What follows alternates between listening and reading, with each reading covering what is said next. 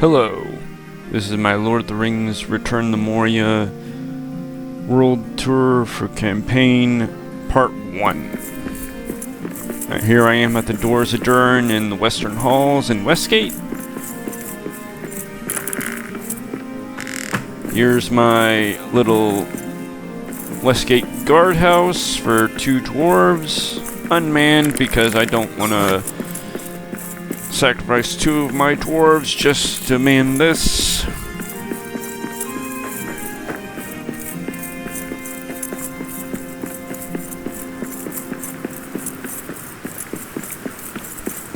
Here we have the first of 3 breweries over here. One of these days I'll fix those arches, but we can't do it vanilla, so maybe if I can, I'm satisfied with finishing this world, I'll archive it and convert it to modded for fun. Here's Westgate Lamplighters, and then Ori's Outpost. Showed this off before, but 2 levels for farming out front for everything base game. Open farm box. And all the DLC packs as well. And here's the inside, nice and cozy. All the crafting and storage down here. Furnace in the corner. Pallets on the walls for everything with a pallet. Where's the armor stand set up, and then storage over here is for the Entwood and the trophies. And then got the loft up here for the bed and some brewing, minor brewskin brewing, since I treasure hoards and memorial flame, and then gear storage and the bed.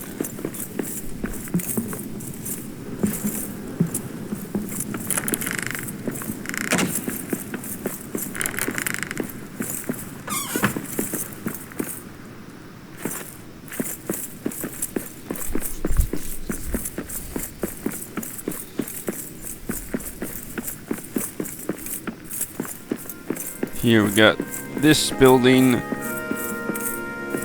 It's just repaired. Not terribly useful building as far as I'm concerned, so I haven't done anything with it. The second brewery. I think this is actually supposed to be farther over. Let's see here.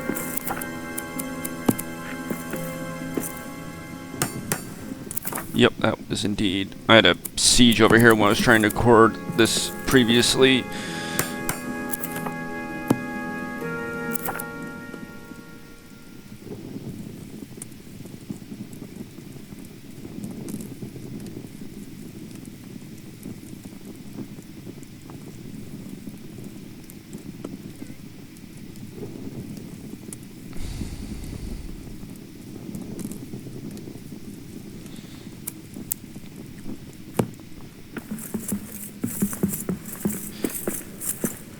And then, so that one's for mostly combat brews, and then this one's for adventure brews. And then I've got one more brewery behind my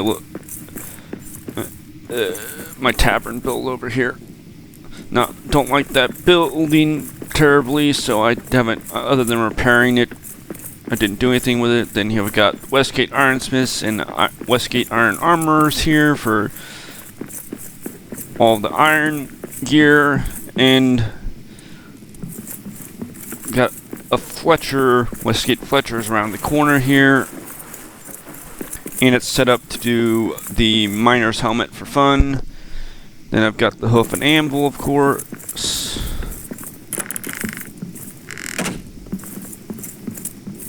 Could put a stove over here, but I ended up not doing so. But fully set up for 8 dwarves.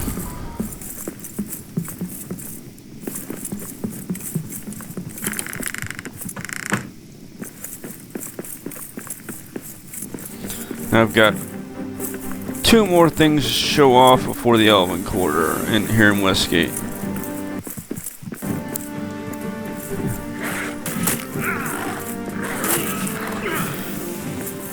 Okay. One of my favorite features of this version of the seed, because later versions, 1.6, I determined it's a little different. It's got the little monument pillar thing in this spot instead.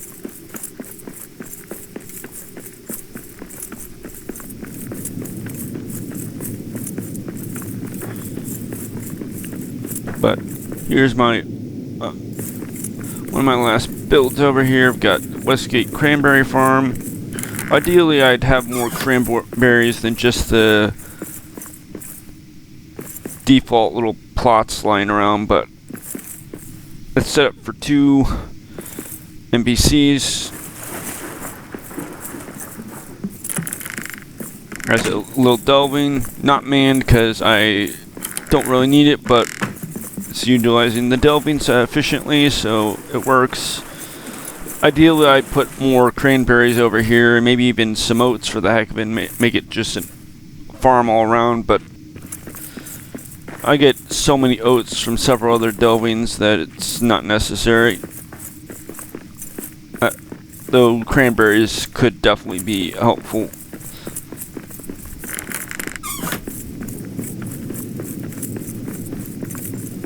And then one last build, and then we get into the Elven Quarter and then the mines, including Narface, of course.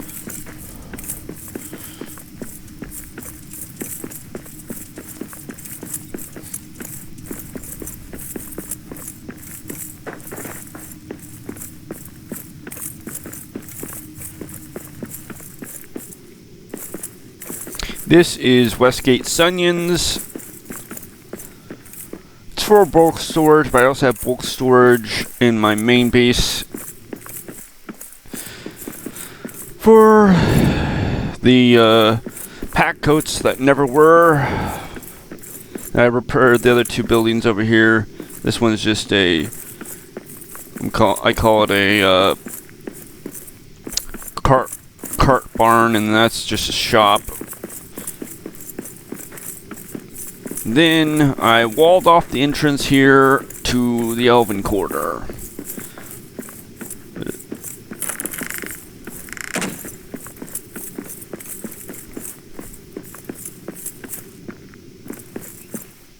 Of course, I got the green banners. And then, okay, let's just go this build, and then we'll go the other ones.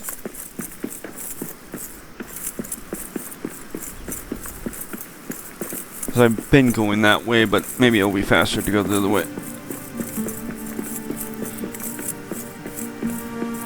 This is my main build besides Durin's Tower for Durin's folk in this world.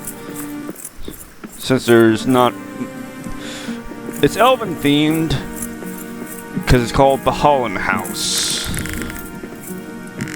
So it's set up for Mirror and Lembas. Though I don't have oats and aloe bloom outside for farming, but I could do so. But they're they're already on the other side at Bjorn's Lodge. And of course, got the Imladris furniture and the main decorative thing over here. And of course, some Intcraft vine-clad stuff. So I got all the storage I could possibly need to do mirror and crafting stations to do Mirror and Lembas. Plenty of farm boxes, and then this is my grab apple little farming setup. Now let me go back the way I came and go just over there to the plaza. Because I've got 2 of my other DLC related builds over there. Quiet. I see Intcraft Workshop and Bjorn's Lodge.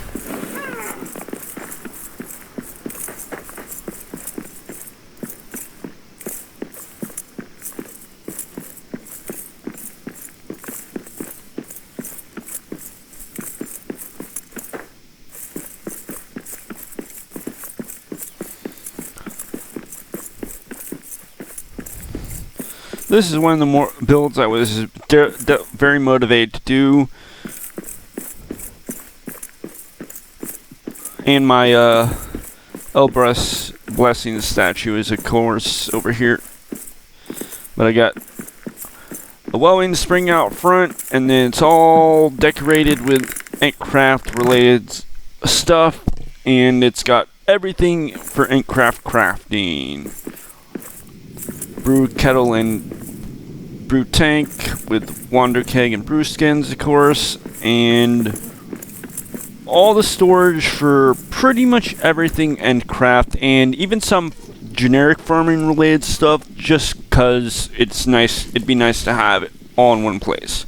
So I got stuff for farm boxes, elven wood, since most of the Vineclad stuff takes elven wood, of course, and wood storage, and then stone for all the farm boxes and stuff. Aerosite, because it's needed for the welding springs. If I wanted to build more for the heck of it, I'd have the resources for that here. Hide for the weapons. Topaz and emerald for the weapons. And emerald is also for technically Barek, since Whisperwood, since it's technically part of Endcraft. It's just part of the base game to facilitate that gameplay without complicating things. So that's why there's emerald storage over here, and sunstone and a few other materials for more Inkcraft related stuff, including, and then display for Inkcraft's weapons and arm shields. And then I got iron and wood scraps to go with the sunstone for the Aphon lamps, and gold and silver for the some of the farm boxes and stuff, and plants and stuff need them for their pots. So, and this is my cabbage bulk storage setup and little farm dealio. This is my elvenwood and holly tree farm out here. This is another solid farm out here, specifically for Bjorn's stuff, so the camp would be fully supplied. Mapstone for Bjorn's lodge over here. Then they got, of course, a brew tank for carrot tea, and then 3 things of honey, then 4 beehives over here to facilitate all that, because honey is used for a lot of Bjorn's stuff and part of the pack in general. Then, of course, got a grist mill and all the cooking stations, brewing stations, some material storage, wood scraps, and oven wood, because that's used for the lodge building set. So theoretically, I could build from here if I wanted to for lodge stuff, but then I put the wood cutting axes over here just because it's near the map zone. They could easily go in the Endcraft workshop. Brew skin and wander keg storage setup, coal pallet, little furnace setup, and some basic crafting setup, and tables for the full company, and then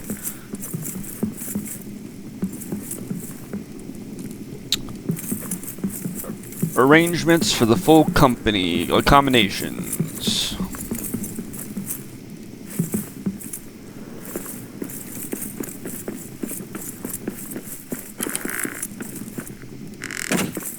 And I did decorate this area a bit with some of the elven flowers from Durin's folk for the heck of it. Then I got one little build over here, then we go to Narvi's in the mine. And we have the Alley Boom bulk storage little farming dealio.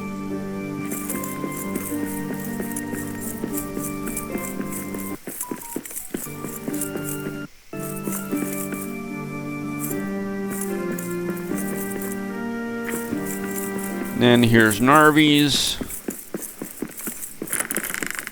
One of these days I'll clean up the outer area, but I wanted the main forge secured, and to have a bit of an armory warehouse set up to facilitate crafting of everything Narvi's specific, including the steel pickaxe and hammer for the heck of it. Of course, radiant armor.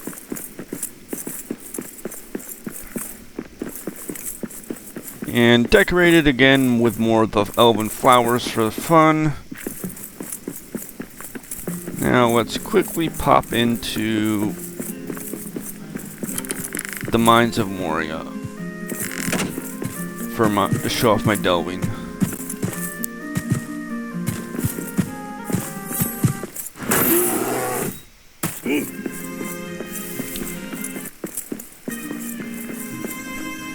This version of the seed has the decent, this out of the way bare nest, so it's decent for building. The new version in 1.6 is a little different. It has it right where my tree farm is, the second.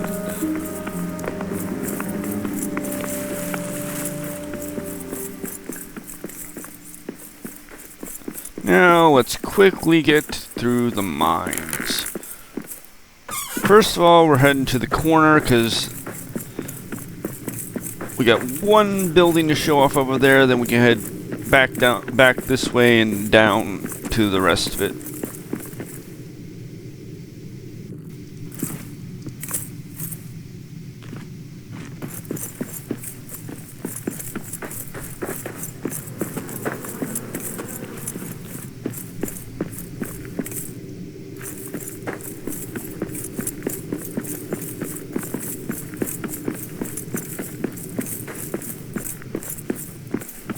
This is my one true evening ale building in this world, and I call it the Miner's Haunt for the heck of it. Not fully furnished over here or properly set up, but I had to make sure I secured it.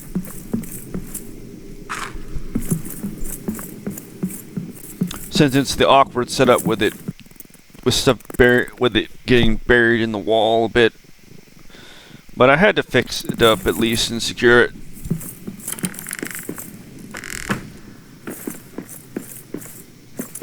And let's quickly beeline back for the entrance and head down.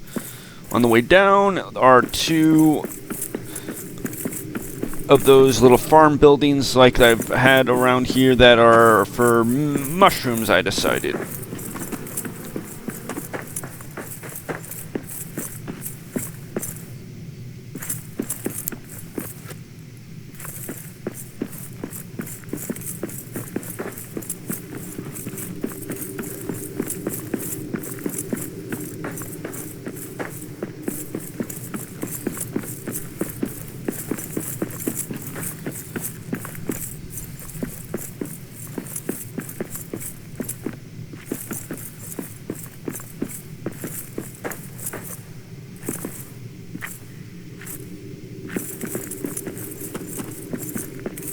First of those mushroom little farm buildings, and the other one's at the bottom.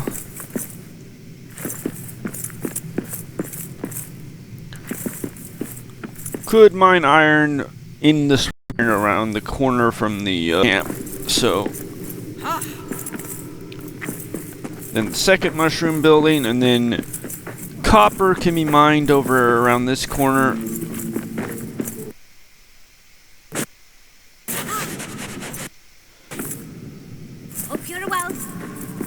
And then that is gold and more copper if I so desired. This is my gold vein. And then off to the main delving. Mines of Moria.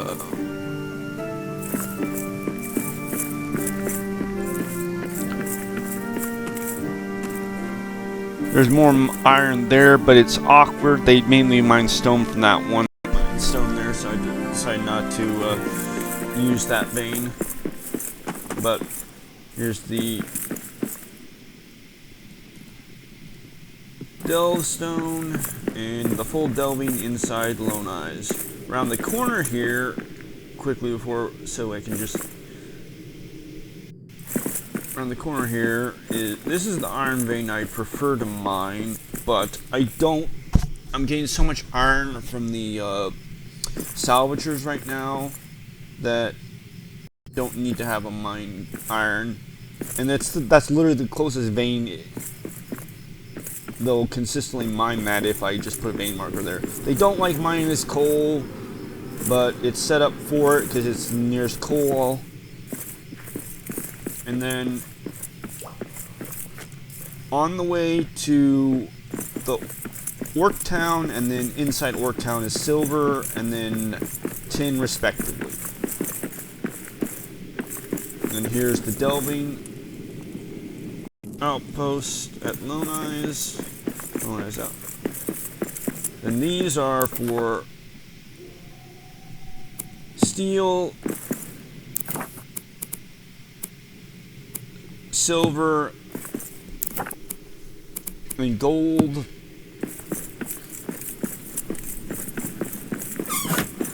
Bufon Furnace is for Kazad steel, since that's the only thing over here that requires that furnace that I would want to be smelting up. And then we got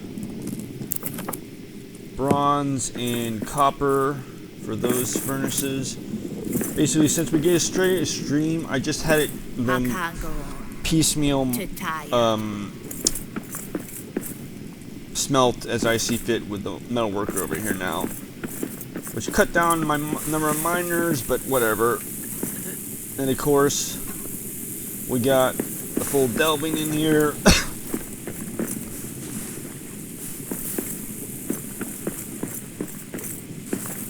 Full rune table because it was the existing one. And then this is the iron smelter. And then that is pretty much the Western Halls for builds. So next one will be the lower deeps, but that'll be quick because I've only got 3 builds there. Thanks.